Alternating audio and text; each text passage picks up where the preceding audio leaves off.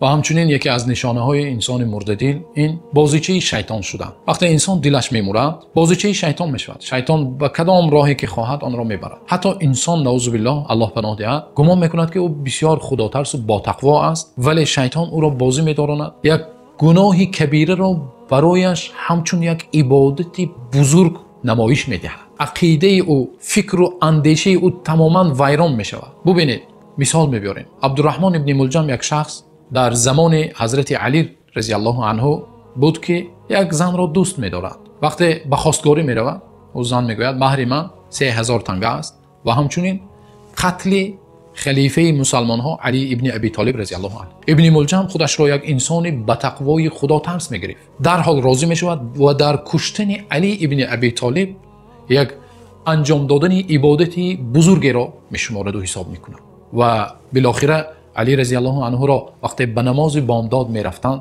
و شهادت میرساند و تا لحظه آخرش گمان میکرد که او یک کاری بزرگی را انجام داده است. خود را مسلمان میپنداشت. وقتی او را به قتل رسانیدند میگفت که زبان مرا مبرید که من طاقت ذکر نکردن خداوند را ندارم. تا این حد عقیده‌هاش و فکرهایش از سبب تیره و تاریک شدن قلبش ویران شده بود که یک گناه کبیره، گناه بزرگ رو عبادت بزرگ میحسابید.